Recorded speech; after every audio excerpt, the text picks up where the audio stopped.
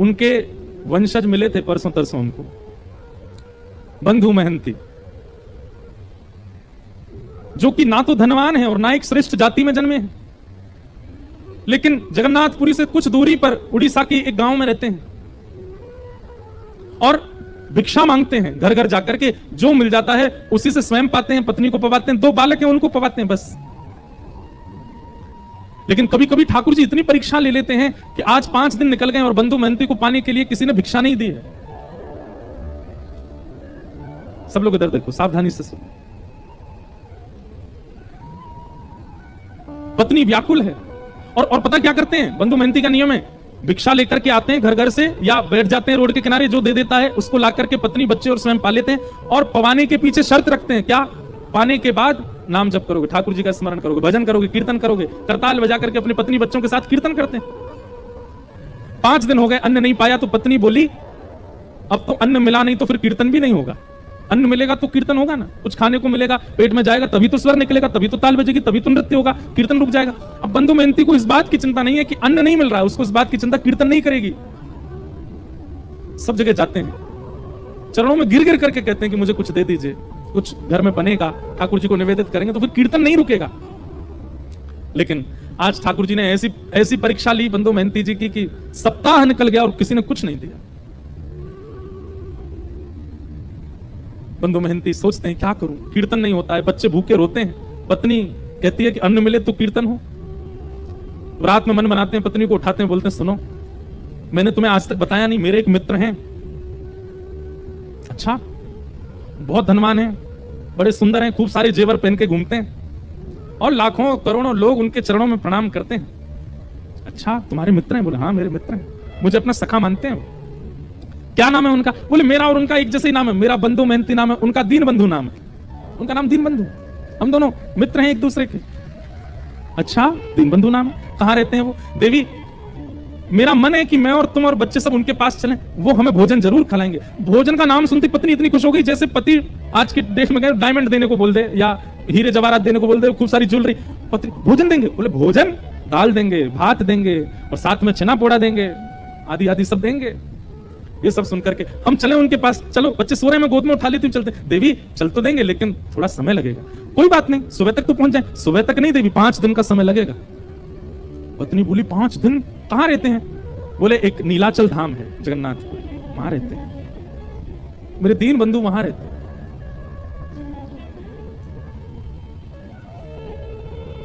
पत्नी से झूठ बोला है, मेरे मित्र।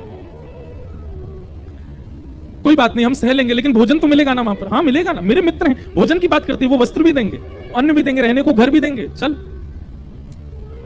और अपनी पत्नी को लेकर के जा रहे हैं और रास्ते भर जगन्नाथ जी से प्रार्थना करते जा रहे हैं, महाप्रभु मुझे कुछ नहीं चाहिए, तो मेरी लाज बचाना। मैंने इसको बोला है कि आप मेरे मित्र हो, कहीं आप मित्र बनकर के नहीं मिले तो इसके मन में अविश्वास हो जाएगा, और इसके मन में अगर अविश्वास हुआ ना तो मैं क्या करूंगा।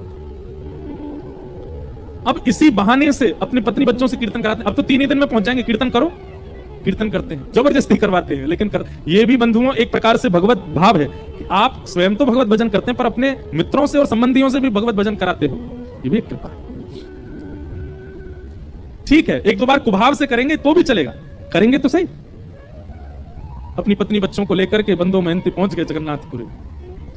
5 दिन हो गए चलते चलते, कुछ खाया पिया पिछले 7 दिन से नहीं खाया, 5 दिन हो, बच्चे भूखे प्यासे तड़प रहे हैं, तो कहीं से नरम पत्ते तोड़ के ले आते हैं, कुछ ऐसे सामान मिल जाता है तो बच्चों को खिला देते हैं। जैसे ही जगन्नाथपुरी पहुंचे, दूर से ही नील चक्र दिखाई दिया, ध्वजा लहरा रही है महाप्रभु जगन्नाथ जी की। देख करके अपनी पत्नी को, देखो वो जो ध्वजा दिख रही है ना, बोले हाँ उसी के नीचे मेरे मित्र बैठते हैं, वो उनके घर की ध्वजा है। बस हम तो, बच्चे तो नाचने लगे, कूदने लगे, पत्नी भी आनंदित हो गई। लेकिन महाप्रभु जगन्नाथ जी का आज तक केवल कथाओं में श्रवण किया था, पहली बार देखने जा रहे हैं बंधु महंती, ध्वजा देख करके ही मूर्छित हो गए। पत्नी ने बड़ी मुश्किल से होश में लाए। अब तो ज्यों ज्यों मंदिर पास आ रहा है त्यों त्यों नृत्य कर रहे हैं, और बार बार नृत्य करते करते घबरा जाते हैं, और घबरा कर कहते हैं महाप्रभु जी आप याद है ना, मैंने मित्र बताया है आपको, किसी और को नहीं दिखाना है, मुझे कोई प्रचार नहीं करवाना कि आप, मेरी पत्नी को बस दिख जाना कि आप मेरे मित्र हो, और दिखना भी नहीं, मैं उसको बोल दूंगा आप बहुत व्यस्त रहे तो बस भोजन प्रसाद पवा देना, इतना करवा देना, बस और कुछ नहीं चाहिए। महाप्रभु जी के मंदिर पहुंचे, जाने कितनी बार ठाकुर जी की स्मृति में बेहोश हो गए। जगन्नाथ जी के मंदिर में प्रवेश किया, महाप्रभु जी के सामने जैसे ही पहुंचे, आहा, जगन्नाथ स्वामी नयन पथगामी भवतु में, महाप्रभु जी के जब विशाल नेत्रों का दर्शन और ये आजानुलंबित भुजाओं का दर्शन किया, बंदो मेहनती नाचने लगे, दौड़ने लगे भीतर की ओर, मानो जैसे महाप्रभु जी बुला रहे हो। देख, मैंने कही थी ना मेरे मित्र हैं, मुझे देखते देख भुजा खड़ी कर ली इन्होंने, कह रहे आजा गले मिल ले। हाँ भुजा तो जाओ मिल लो, अभी नहीं ना, अभी वस्त्र नहीं धोले मेरे, अच्छे स्वस्थ वस्त्र पहनूंगा, ना धो के तैयार तब जाऊंगा भीतर। एक लाज तो बचा ली ठाकुर जी, अब दूसरी कुछ प्रसाद पवा देना। ऐसे बंदो मेहनती रात भर बैठे रहे मंदिर के द्वार पर, किसी ने भोजन नहीं पूछा। पत्नी बोली, आप तो कह रहे थे कि आपके मित्र भोजन पवाएंगे, दाल भात और जाने क्या क्या आप हमको प्रलोभन दे रहे थे। अरे तू देखा नहीं कितनी भीड़ थी अंदर, कितने लोग बैठे थे वहां पर, अभी सबसे मिल रहे हैं, वो सुबह तक हो जाएंगे, कराएंगे ना हमको। वहीं बैठ करके चिंतन करते जा रहे हैं महाप्रभु जी, कीर्तन करो कीर्तन करो। तो तुम पे तो घूम फिर के कीर्तन आता है, अब तो हम कीर्तन तभी करेंगे जब महाप्रसाद मिलेगा। अर्धरात्रि का समय सब चले गए और बंदो मेहनती केवल हाथ जोड़ करके रुदन करते हुए ठाकुर जी से प्रार्थना करने, नाथ लाज बचे। और तभी महाप्रभु जगन्नाथ जी एक ब्राह्मण का रूप धारण करके आए, अपनी सुंदर थाल में महाप्रसाद स्वयं गए रसोई में ठाकुर जी, और जो महाप्रसाद रखा था जगह जगह से हंडियां उतार करके अपने हाथों से महाप्रसाद धर रहे हैं, अपने हाथ से दाल ला रहे हैं, और फिर ढूंढ रहे हैं कौन कौन सी सामग्री कहां धरी है। सब जगह से, जैसे कोई थाल, माता थाल लगाती है बालक के लिए, उसको ये अच्छा लगता है ये भी पवा देते हैं, ये अच्छा लगता है ये भी तो महाप्रभु जी देख रहे हैं मेरे को भोग में क्या क्या अच्छा लगता है, वो सब सामग्री ढूंढ ढूंढ के निकाल रहे हैं। कटहल की सब्जी धरो, महाप्रसाद धरो, खिचड़ी धरो, इसमें दाल धरो, ये धरो, सब पूरा थाल अपने हाथों से सजा रहे हैं। सुभद्रा जी बलभद्र जी देख करके कितने प्रसन्न हो रहे हैं, वाह आज महाप्रभु, पूरी दुनिया इनकी थाल लगाती है लेकिन आज खुद थाल लगा के लेके जा रहे हैं। ठाकुर जी को अपनी थाली लगानी नहीं आती, उनको क्या चुपचाप से बैठे रहते हैं, लाडले लाल हैं, दूसरे लगा लगा के देते हैं, पर आज बंदो मेहनती की थाल खुद लगा रहे। और थाल के ऊपर वस्त्र रख करके अपने कंधा पे, विशाल थाल है, कंधा पर रख करके ठाकुर जी बाहर आए। और बाहर आकर, अरे कोई बंदो मेहनती नाम का आया है क्या? बंदो मेहनती तो नाम सुनकर के, मेरा नाम किसको पता भाई? मन में सोचा, पत्नी तो सो गई, मन में सोचा कोई और होगा बंदो मेहनती मेरे जैसा, लेकिन देखा कोई और है भी नहीं, अकेला मैं ही बैठा हूं। ठाकुर जी बड़ी अपनी भौं चढ़ा करके और जैसे कोई बिना भाव दिए बात करता ना, ऐसी बात कर रहे हैं। ए भाई कौन हो तुम, कहां से आ गए हो, ये फटे पुराने लत्ते पहन, यहां बाहर निकलो, यहां से चले जाएंगे भगवान, पर हम ही बंदो मेहनती हैं। तुम बंदो मेहनती हो? बोले हाँ। अच्छा, अपना और परिचय बताओ। बोले और तो क्या परिचय? परिचय यही है कि मेरे पास ना तो घर है, ना व्यापार है, ना संपत्ति है, ना धन है, कुछ भी नहीं है, ठाकुर जी को अपना मित्र मानता हूं बस। अरे यही परिचय तो पूछ रहे थे। महाप्रभु जगन्नाथ जी आए थे स्वप्न में, और स्वयं भगवान ही कह रहे हैं, बोले प्रभु महाप्रभु जगन्नाथ जी आए थे स्वप्न में आके बोले मेरा मित्र बंदो मेहनती। बोले एक मिनट रुक जाएंगे? बोले क्यों? पत्नी को उठा दूं उसके सामने बोल दो ये बात, मेरे को मित्र कहा महाप्रभु जी ने। अपनी पत्नी को उठा रहे हैं, पत्नी को उठाया, पत्नी बोली क्या हुआ? बोले देख महाप्रसाद लेके खड़े। एक बार दोबारा बोलेंगे ठाकुर जी ने स्वप्न में क्या कहा? बोले ठाकुर जी स्वप्न में आके बोले हमारा मित्र बंदो मेहनती बैठा है बाहर, उसको महाप्रसाद दे के आओ। सुन करके, अब महाप्रसाद देख करके तो बच्चे पत्नी खुश हुए, लेकिन बंदो मेहनती तो ये शब्द सुनकर के ही प्रसन्न हो गया कि ठाकुर जी ने मित्र मान लिया। वहीं रोने लगा, ब्राह्मण के चरण पकड़ लिए, बोले सुनिए मेरी तो योग्यता नहीं मैं उनको जाकर के प्रणाम करूं, आपने मेरी लाज बचा ली, पत्नी मेरी तरफ से दंडवत कर देना, एक बार हृदय से लगा लेना। बोले कि समय मिलेगा जगन्नाथ जी खुद ही बुला लेंगे तुमको भीतर, महाप्रसाद पाओ। और सुनो ये थाल बहुत महंगा थाल है, इसको व्यवस्थित ऊपर पहुंचवा देना मंदिर में। जी जी हम पहुंचवा देंगे। महाप्रसाद आया, बच्चों ने पेट भर के पाया, पत्नी ने पाया, बंदो मेहनती ने पाया।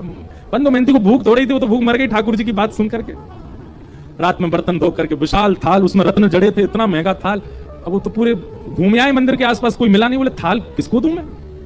ठाकुर जी की लीला, ना द्वार पर कोई है, ना कहीं कोई स्थान है रखने का। वो मन में सोच रहे मैं कहीं भी रख के चला जाऊं तो कोई ले गया तो अपने पास छुपा करके थाल को धर लिया। सुबह होगी, द्वार खुलेंगे तो भीतर दे दूंगा पुजारी जी को।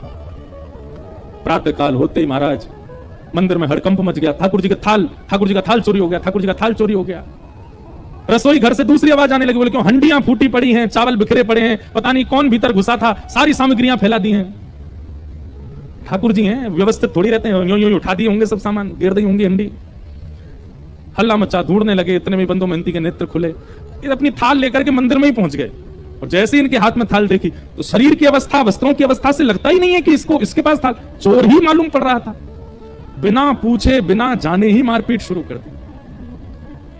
और जैसी मारपीट होनी शुरू हुई, बंदो मेहनती तो वाह जगन्नाथ, जय हो जगन्नाथ, आहा जगन्नाथ, रात में तो छेना पोड़ा खिला रहे थे, रात में तो रसगुल्ला खिला, सुबह लात घुसा पड़वा रहे हो, वाह जगन्नाथ तेरी लीला बड़ी अद्भुत है। पत्नी आकर, इनको मत मारिए, ये जगन्नाथ जी के मित्र। बोले अच्छा जगन्नाथ जी का मित्र, इसको बताते हैं हम। अरे रात में जगन्नाथ जी ही देकर के गए। हाँ जगन्नाथ जी का और तो कोई काम ही नहीं, इसको देने जाएंगे। इस पर पहनने के लिए वस्त्र तो अच्छे नहीं है, महाप्रभु जगन्नाथ इसको महाप्रसाद पमाएंगे।